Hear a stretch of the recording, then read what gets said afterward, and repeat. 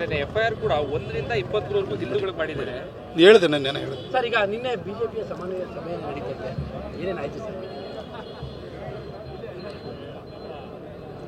ಇವತ್ತು ಭಾರತ ಜಾಗತಿಕ ಹಂತದಲ್ಲೂ ಹಾಗೂ ರಾಷ್ಟ್ರೀಯ ಹಂತದಲ್ಲೂ ಕೂಡ ಬಹಳ ಸವಾಲುಗಳನ್ನು ಎದುರಿಸ್ತಾ ಇದೆ. ಇವತ್ತು ಪಕ್ಕದ ಬಾಂಗ್ಲಾದೇಶದಲ್ಲಿ 1.25 ಕೋಟಿ ಹಿಂದೂಗಳು ಸಂಕಷ್ಟಕ್ಕೆ ಸಿಲುಕಿದ್ದಾರೆ. ಅವ್ರ ಮೇಲೆ ಆಕ್ರಮಣ ಆಗ್ತಿದೆ, ದೇವಸ್ಥಾನಗಳ ಮೇಲೆ ಆಕ್ರಮಣ ಆಗ್ತಿದೆ.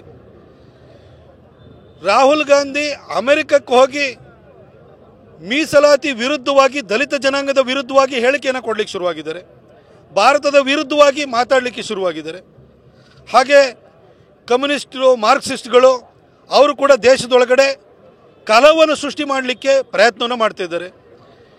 ಇವತ್ತಿಲ್ಲೇ ಕರ್ನಾಟಕದಲ್ಲೇ ಐವನ್ ಡಿಸೋಜ ಅಂತವರು ಈ ಥರ ವ್ಯಕ್ತಿಗಳು ರಾಜಭವನದ ಮೇಲೇ ಆಕ್ರಮಣ ಮಾಡ್ತೀವಿ ಅನ್ನೋ ರೀತಿಯಲ್ಲಿ ಮಾತುಗಳನ್ನ ಆಡ್ತಿದ್ದಾರೆ. ಅಂದರೆ ಇವತ್ತು ರಾಷ್ಟ್ರೀಯತೆಯನ್ನು ಪ್ರತಿಪಾದಿಸುವಂಥರು ಹಾಗೂ ಸಾಂಸ್ಕೃತಿಕ ರಾಷ್ಟ್ರವಾದದಲ್ಲಿ ನಂಬಿಕೆ ಇಟ್ಕೊಂಡಿರುವಂಥವರಿಗೆ ಇವತ್ತು ಬಹಳ ದೊಡ್ಡ ಸವಾಲು, ಅಪಾಯ ಎದುರಾಗಿದೆ. ಈ ಹಿನ್ನೆಲೆಯಲ್ಲಿ ನಾವೆಲ್ಲ ಒಗ್ಗಟ್ಟಾಗಿ ಕೆಲಸವನ್ನು ಮಾಡಬೇಕು. ಹಿಂದೂಗಳ ಮತ್ತು ರಾಷ್ಟ್ರೀಯತೆಯ ರಕ್ಷಣೆಗೋಸ್ಕರವಾಗಿ ನಾವೆಲ್ಲ ಸದಾ ಸನ್ನದ್ಧರಾಗಿರಬೇಕು. ಇವತ್ತು ನಾವು ಬರೀ ರಾಷ್ಟ್ರ ಮಟ್ಟದಲ್ಲಿ ಎಲ್ಲ ಗ್ಲೋಬಲ್ ಫೋರ್ಸಸ್ಸು ನಮ್ಮ ಅಗೇನ್ಸ್ಟ್ ಕೆಲಸವನ್ನು ಮಾಡ್ತಾ ಇದೆ. ಹಾಗಾಗಿ ನಾವೆಲ್ಲ ಒಗ್ಗಟ್ಟಾಗಿ ಅದರ ವಿರುದ್ಧ ಹೋರಾಡೋದಕ್ಕೆ ನಾವೆಲ್ಲ ಪ್ರಯತ್ನಿಸಬೇಕು, ಮನಸ್ಸನ್ನು ಮಾಡಬೇಕು, ಸನ್ನದ್ಧರಾಗಿರಬೇಕು. ಇದು ನಮಗೆ ನೆನ್ನೆ ಸಿಕ್ಕಿರುವಂತಹ ಸಂದೇಶ. RSS ಸದಾ ರಾಷ್ಟ್ರ ಕಟ್ಟುವಂತಹ ಚಿಂತನೆಯಲ್ಲಿರುತ್ತೆ.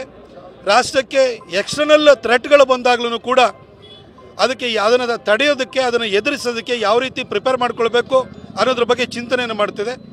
ಈ ಹಿನ್ನೆಲೆಯಲ್ಲಿ ನಮಗೆ ಇದ್ರ ಬಗ್ಗೆ ಮಾಹಿತಿಯನ್ನು ಕೂಡ ಕೊಟ್ಟರು, ನಮಗೆ ಮಾರ್ಗದರ್ಶನವನ್ನು ಮಾಡಿದ್ದಾರೆ.